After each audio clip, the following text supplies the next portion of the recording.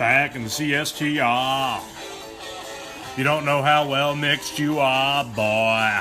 Back in the CS, back in the CS, back in the CSTR.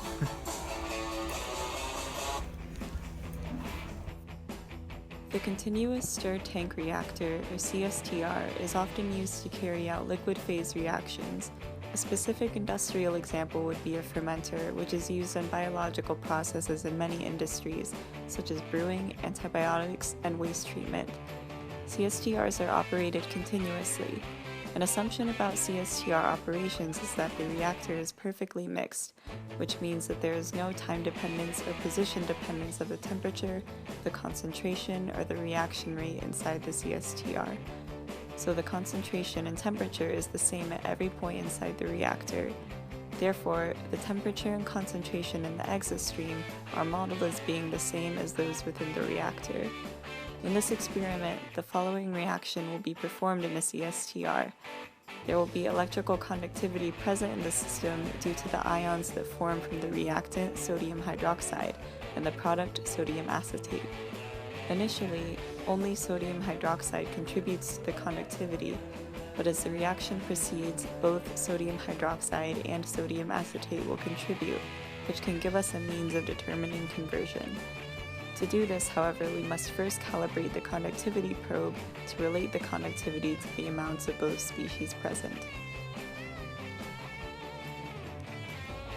The conductivity of the system can then be related to concentration of each species. With concentration data of each species in the reaction over time, our objective is to determine the rate constant K by fitting the following equations to the experimental data. The steady-state concentration of sodium hydroxide can then be obtained from the following equation. I'll be discussing the approach and material section for this lab. Make sure to have Delogger Pro connected to the computer and to your conductivity probes. Also make sure to have an overflow tank with the overflow line connected to the tank on the bottom. Make sure to have your 10 milliliter aliquots that you will use to transfer 0.01 molarity solutions of sodium hydroxide, acetate, and ethyl acetate that you will be provided with.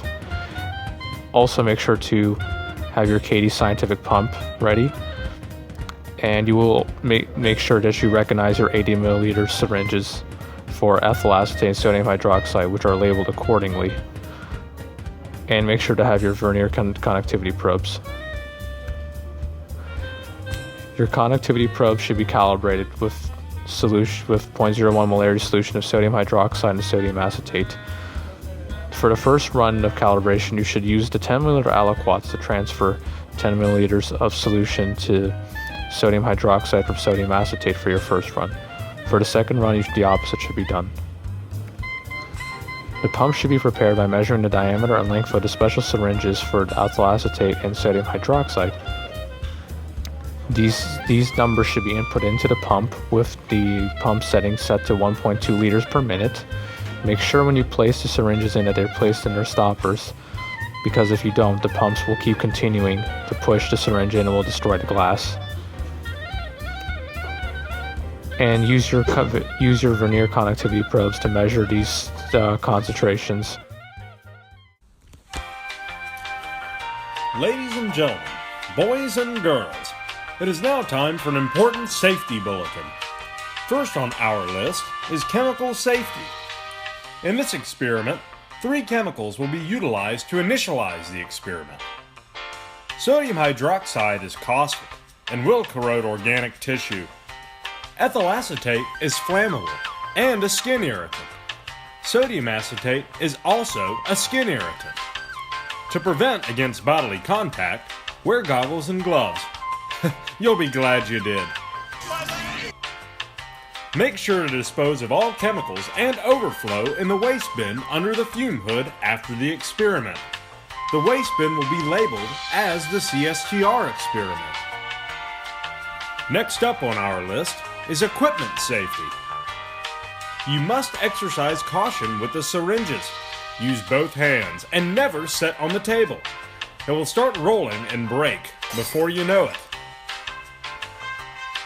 The plunger and barrel are soulmates. Don't separate them. use the sodium hydroxide barrel with the sodium hydroxide plunger. Don't mismatch them. It can be quite damaging to the equipment. Thanks for your consideration and enjoy the lab.